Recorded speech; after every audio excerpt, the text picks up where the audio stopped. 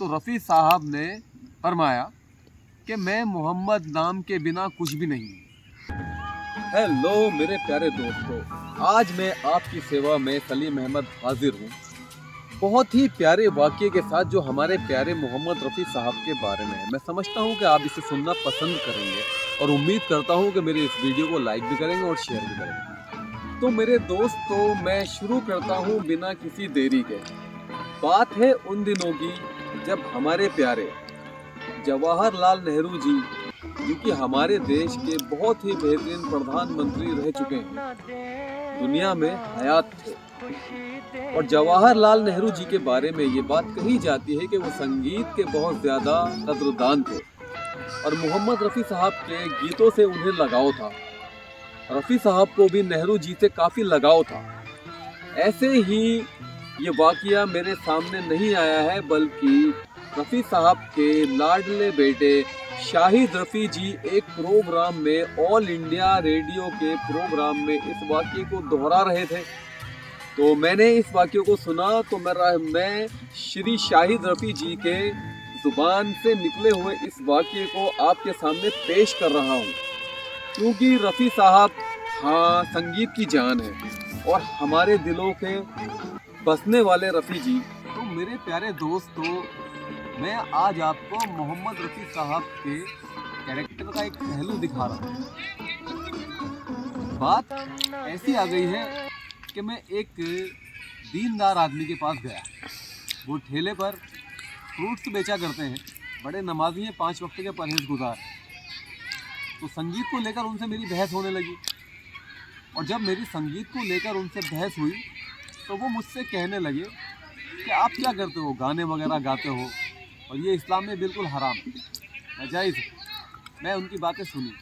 बात आ गई मोहम्मद रफ़ी साहब के ऊपर, तो वो मोहम्मद रफ़ी साहब के बारे में भी गलत सलत कहने लगे। ये बात सुनकर मुझसे नहीं रहा गया। मैं एक बड़ा फ़ैन हूँ रफ़ी साहब का और मैंने उनको जवाब दिया। फिर मैंने रफ़ी साहब के वाक़यात उनको सुनाए और वाक़यात सुनकर उनके खून में जो उबाल आया था वो थोड़ा सा कम हो गया।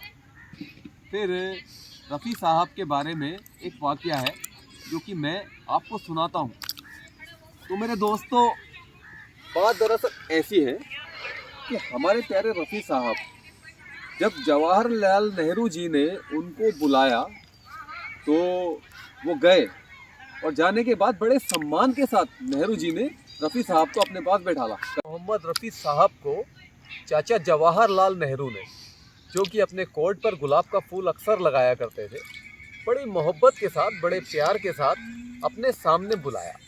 अब ज़रा एक बार ये सोचिए कि उस शख्स का क्या मेयार होगा उस ज़माने में, जिसे के वक्त का प्रधानमंत्री अपने रूम में बैठाकर बुलाए और फिर उससे गाने की गुजारिश करे। तो चाचा नेहरू ने रफ़ी साहब से गाने की गुजारिश की और रफ़ी साहब से वो बोले, रफ़ी साहब आप मुझे दोस्ती फिल्म का गाना सुनाइए, चाहूँगा मैं तुझे सांझ सवेरे। रफ़ी साहब ने चाचा नेहरू की बात को रखा और रफ़ी साहब ने बिना म्यूज़िक के, बिना संगीत के चाचा नेहरू को उनके रूम पर प्रेसिडेंट आवास पर ये गाना सुनाया कि चाहूँगा मैं तुझे सांझ सवेरे, फिर भी कभी अब नाम को तेरे आवाज़ मैं ना दूँगा। तो रफ़ी साहब ने जब चाचा नेहरू को गाना सुनाया, चाहूँगा मैं तुझे सांझ सवेरे, फिर भी कभी अब नाम को तेरे आवाज़ मैं ना दूँगा, चाचा नेहरू उस गाने को सुनकर इतने इमोशनल हो गए कि उनकी आंख से आंसू बहने लगे। ये वाक़या सुना रहा हूँ मैं रफ़ी साहब की दीनदारी का, मौलाना के लिए।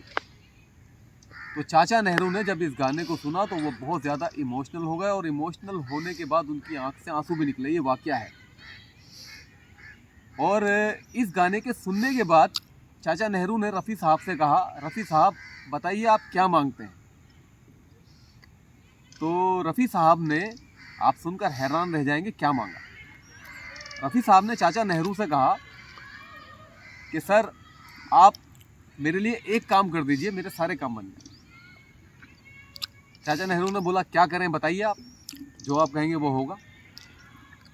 तो रफ़ी साहब ने नेहरू जी से कहा कि सर ऑल इंडिया रेडियो पर जब कोई भी प्रोग्राम सुनाया जाता है और एंकर ये बात कहता है कि अब हम आपको सुनाने जा रहे हैं रफ़ी साहब का गाना, तो आप ऑल इंडिया रेडियो में मेरे लिए इतनी दरख्वास्त कर दीजिए सर कि वो जब भी मेरे गाने को प्रसारित करें तो वो ये कहकर करें कि ऑल इंडिया रेडियो पर हम सुनाने जा रहे हैं श्री मोहम्मद रफ़ी का गाना, श्री मोहम्मद रफ़ी साहब का गाना। रफ़ी साहब ने ये रिक्वेस्ट की, तो रफ़ी साहब ने फरमाया कि मैं मोहम्मद नाम के बिना कुछ भी नहीं हूँ, मैं जो कुछ भी हूँ वो मोहम्मद नाम के सहारे पर हूँ, मोहम्मद नाम के भरोसे पर हूँ, और मोहम्मद सल्लल्लाहु अलैहि वसल्लम हमारे प्यारे नबी।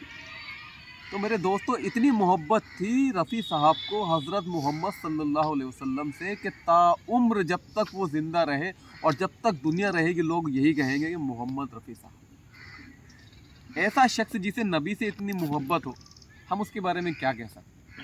और फिर रफ़ी साहब के किरदार के बारे में तो आप सभी जानते हैं मेरे दोस्तों, एक बुलंद किरदार शख्सियत थे रफ़ी साहब।